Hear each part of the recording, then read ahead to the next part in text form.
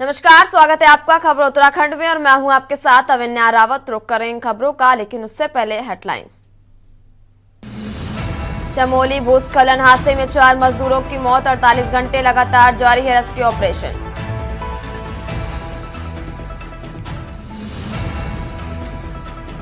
भूस्खलन हादसा ground zero पर पहुंचे CM Pushkar Singh Dhami.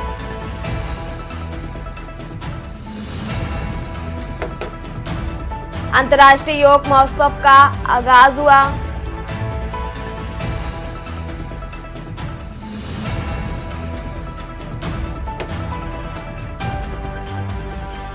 Kumaon premiere league के लिए ट्रायल लगातार शुरू हो गया और शादी का झांसा देकर शारीरिक शोषण।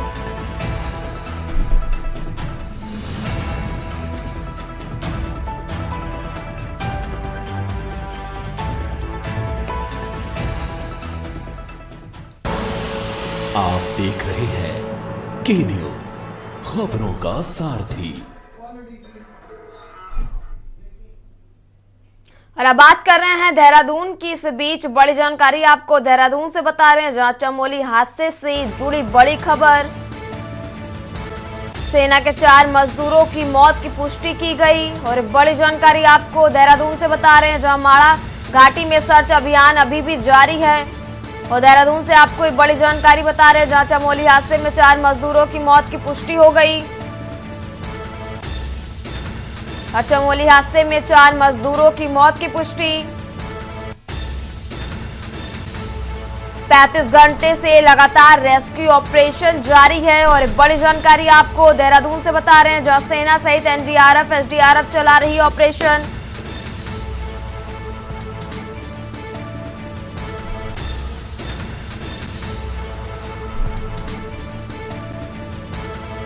और चमोली हादसे से ये जुड़ी खबर, जहां सेना के 4 मजदूरों की मौत की पुष्टि की गई। माड़ा घाटी में सर्च अभियान अभी भी जारी है। चमोली हादसे में 4 मजदूरों की मौत की पुष्टि। चमोली हादसे में 4 मजदूरों की मौत की पुष्टि की गई। 35 घंटे से लगातार रेस्क्यू ऑपरेशन जारी। सेना सहित एनडीआरएफ, एसडीआरएफ ऑपरेशन चला रही और अब तक 50 मजदूरों को रेस्क्यू किया गया।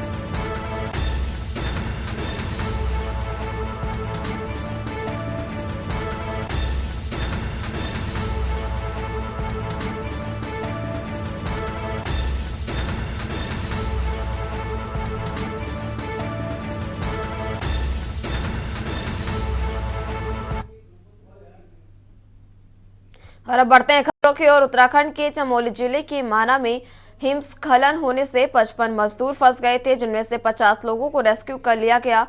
और सुबह उत्तराखंड के मुख्यमंत्री पुष्कर सिंह धामी आपदा स्थल पर पहुंचे, वहां अधिकारियों से रेस्क्यू के बारे में जानकारी ली और वापस देहरादून आकर आपदा परिचालक केंद्र में अधिकारियों के साथ बैठक की। और उसके बाद मीडिया से बात करते हुए मुख्यमंत्री पुष्कर सिंह धामी ने कहा कि 50 लोगों को रेस्क्यू कर लिया गया है और सभी रेस्क्यू टीम लगी हुई है। जल्द ही बचे हुए 5 मजदूरों को भी रेस्क्यू कर लिया जाएगा और सरकार हर संभव प्रयास कर रही है। और मौसम खराब होने के चलते दिक्कतें आ रही और प्रधानमंत्री जी से फोन पर बात हुई है। केंद्र से हर संभव मदद का भरोसा है और वायुसेना के हेलीकॉप्टर लगे हुए हैं। जो पर्यटक हैं उनसे भी अपील की जा रही है कि मौसम को देखते हुए अपनी यात्रा करें, कहीं ऐसी जगह ना जाएं जहां मौसम ज्यादा खराब है।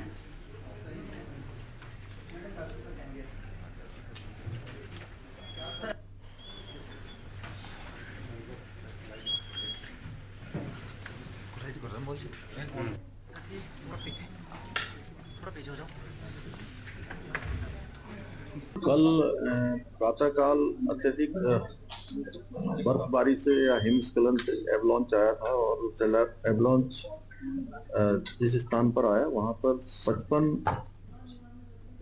जो श्रमिक थे वो उस समय काम कर रहे थे और 55 में से जब खोजबीन शुरू हुई तो कल रात्रि तक देर रात्रि तक 33 लोगों को रिकवर कर लिया गया। वो सुरक्षित स्थानों पर ले जाया गया, हॉस्पिटल ले जाया गया। और आज प्रातःकाल 14 लोग और सवेरे खोज लिए गए, उनको बचा लिया गया और सब मिलाकर 48 लोग अब हो गए। 48 लोगों को अभी तक ट्रेस कर लिया गया है। बाकी बचे हुए 7 लोग उनको भी बचाने के लिए हर प्रकार की वहां पर प्रयास किए जा रहे हैं।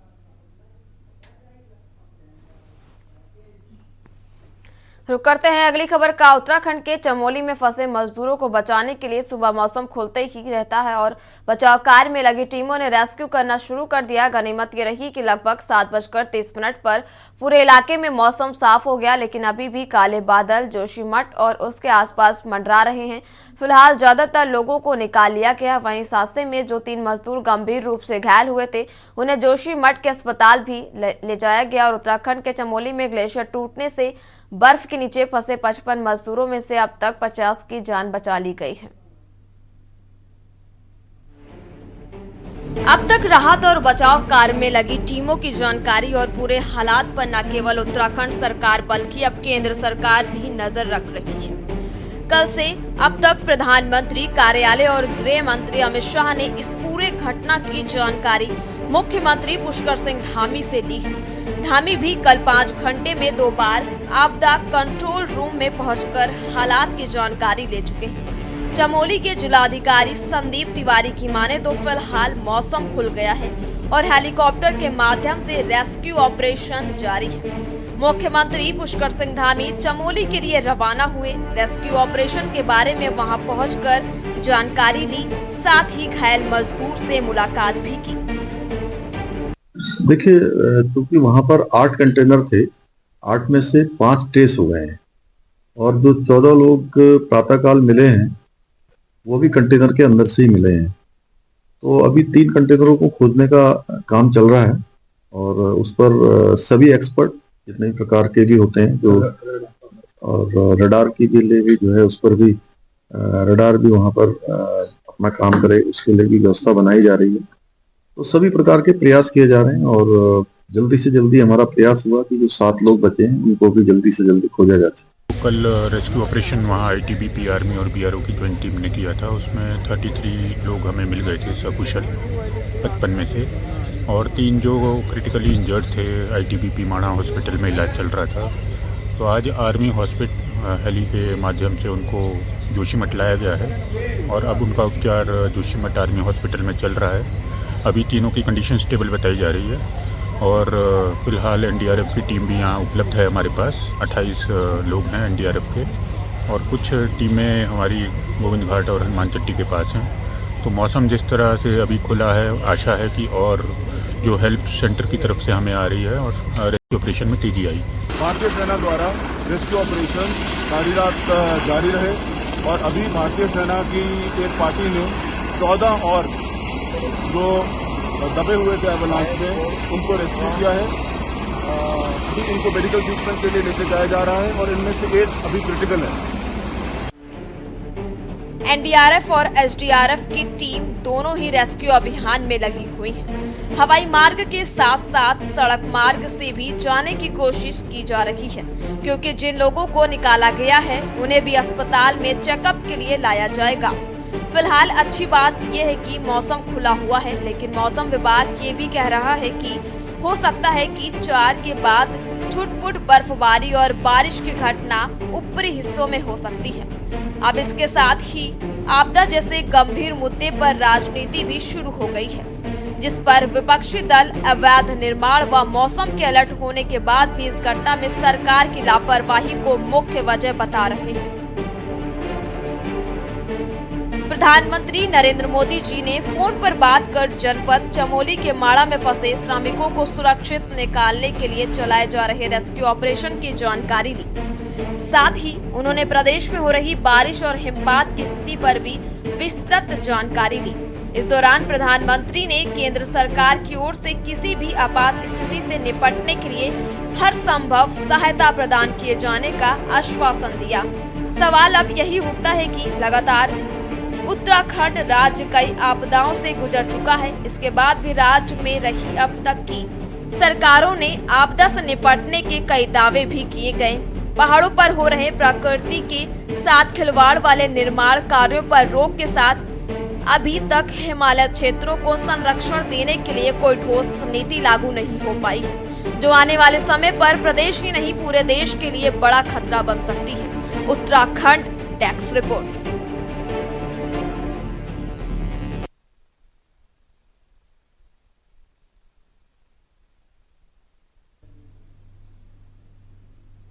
खबर नैनीताल से है, जहां नगर पालिका परिषद नैनीताल में पालिका अध्यक्ष सरस्वती खेतवाल की अध्यक्षता में आयोजित बोर्ड बैठक में कई महत्वपूर्ण निर्णय लिए गए। बैठक में विभिन्न समितियों का गठन के साथ ही कई महत्वपूर्ण प्रस्ताव आम सहमति से पारित किए गए और बैठक में 15 वार्डों के सभासदों द्वारा पालिका की आय बढ़ाने के साथ ही नगर के विभिन्न वार्डों में व्याप्त समस्याओं को दूर करने वार्डों में साफ सफाई के मुद्दे प्राथमिकता से उठाए गए, जिनका संज्ञान लेते हुए पालिका अध्यक्ष डॉक्टर सरस्वती खेतवाल ने कहा, नगर व वार्डों में व्याप्त समस्याओं को जल्द से हल कर लिया जाएगा। और बोर्ड ने प्रशासन द्वारा डीएसए ग्राउंड को खेल विभाग में 30 साल की लीज पर देने के मुद्दे पर चर्चा की और इस मामले में विधिक राय लेने का निर्णय लिया गया है।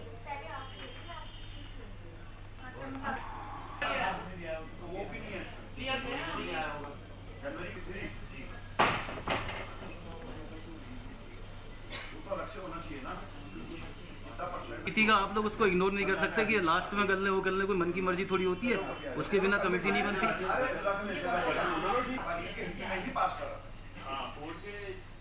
फ्लैट के लिए भी निर्णय लिया गया है और दूसरा क्या कहते हैं, ये ज़्यादा निर्णय लिए गए हैं निर्माण को लेके। हर वार्ड में सड़कें बिल्कुल टूटी फूटी हैं, खड्डे हो रहे हैं, तो उसके लिए ज़्यादा मतलब इसके लिए भी निर्णय लिया गया है। जब भी हमारे पास कहीं से फंडा आता है तो हम उस कार्य को करेंगे। और लाइट की एक प्रॉब्लम है पूरे वार्डों में, उस पर निर्णय लिया गया है। सोलर लाइट लगेगी, इस बात पर एक चर्चा हुई है, उस पर भी हम उसको भी करेंगे, सोलर लाइट भी लाएंगे। कुछ लोगों ने जालियाँ वालियाँ टूटी हैं, उसके संबंध में भी कहा है। ये सारे निर्णय लिए गए हैं। बोर्ड बैठक बहुत अच्छी तरीके से हुई है। और बात कर रहे हैं ऋषिकेश की, जहां अंतर्राष्ट्रीय योग नगरी ऋषिकेश में शुरू हुए अंतर्राष्ट्रीय योग महोत्सव का शुभारंभ कैबिनेट मंत्री सुबोध उनियाल ने दीप प्रज्वलित कर किया और इस अवसर पर परमार्थ आश्रम के परमाध्यक्ष स्वामी चिंदानंद मुनि समेत देश विदेश से आए योग साधकों ने कार्यक्रम में शिरकत की। और यह महोत्सव गढ़वाल मंडल विकास निगम के गंगा रिसोर्ट में 1 से 7 मार्च तक आयोजित किया जा रहा है। इस महोत्सव का मुख्य उद्देश्य योग के महत्व को बढ़ावा देना और दुनिया भर के योग प्रेमियों को एक मंच पर लाना है। इस दौरान योग साधक गंगा तट पर एकत्र होकर योगाभ्यास करेंगे और योग की गंगा में अपनी आस्था को समर्पित करेंगे और देशी और विदेशी योग प्रेमियों की उपस्थिति इस आयोजन को और भी विशेष बना रही है।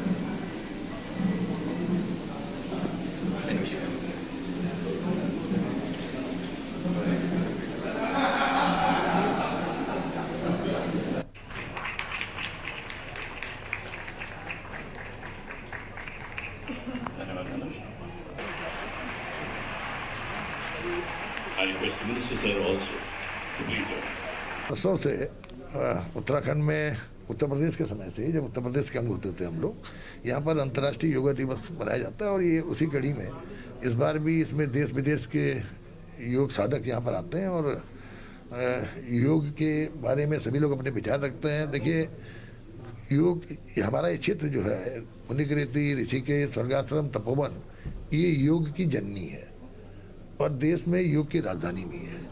यहाँ से ऋषि मुनियों से लेकर तमाम साधु संतों ने हमारे उत्तराखंड के अंदर, चाहे वो बद्रीनाथ हो, केदारनाथ हो, गंगोत्री हो, यमुनोत्री हो, तमाम जगह यहाँ पर योग साधना करके परमात्मा की प्राप्ति की। तो योग परमात्मा की प्राप्ति का साधन भी है, योग हमारी आत्मा भी है और योग हमारी राष्ट्रवाद का प्रतीक भी है। और उत्तराखंड की खबरों में यहाँ रुकेंगे, एक छोटे से ब्रेक के लिए जल्द हाजिर होंगे। और ब्रेक के बाद एक बार फिर रुक करते हैं खबरों का। हल्द्वानी में आगामी 16 मार्च से शुरू होने वाली कुमाऊं प्रीमियर लीग के लिए ट्रायल शुरू हो गए और शहर के मिनी स्टेडियम में पहले दिन नैनीताल जिले के 230 फुटबॉल के खिलाड़ी ट्रायल देने के लिए पहुंचे और आयोजकों का कहना है कि उत्तराखंड के अन्य जिलों से ट्रायल देने के लिए खिलाड़ी पहुंचेंगे। इसके पश्चात सिलेक्शन टीम 6 टीमों में सर्वश्रेष्ठ प्रदर्शन करने वाले खिलाड़ियों को परिवर्तित करेगी और आगामी 16 मार्च से 23 मार्च तक फुटबॉल प्रतियोगिता आयोजित होगी। हाल ही में समाप्त हुए नेशनल गेम्स के बाद फुटबॉल के प्रति खिलाड़ियों में खासा उत्साह है और आयोजकों का कहना है कि खेल विभाग और फुटबॉल फेडरेशन द्वारा अंतर्राष्ट्रीय स्तर का खेल मैदान तैयार किया गया, जो कि अब राज्य के खिलाड़ियों के काम आ रहा और पहली बार फुटबॉल के लिए कुमाऊं प्रीमियर लीग का आयोजन हो रहा है।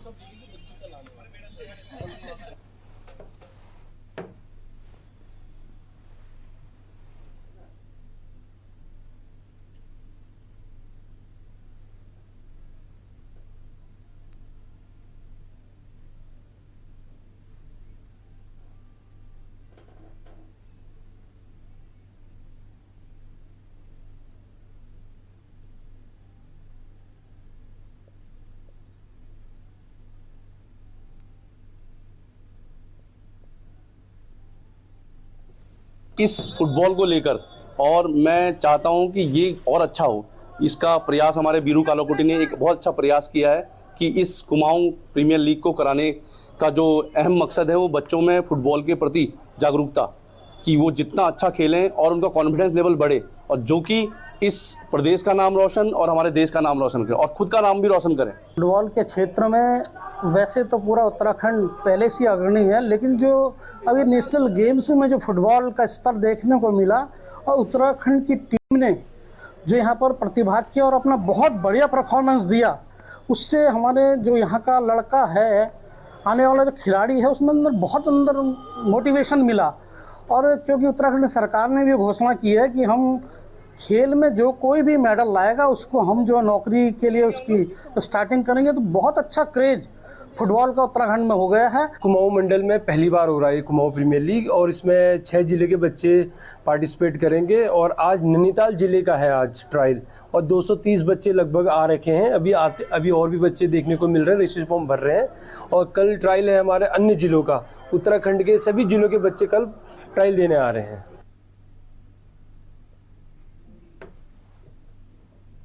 उत्तराखंड की खबरों में फिलहाल इतना ही। आप देखते रहिए के न्यूज़ इंडिया। नमस्कार। आप देख रहे हैं के न्यूज़, खबरों का सारथी।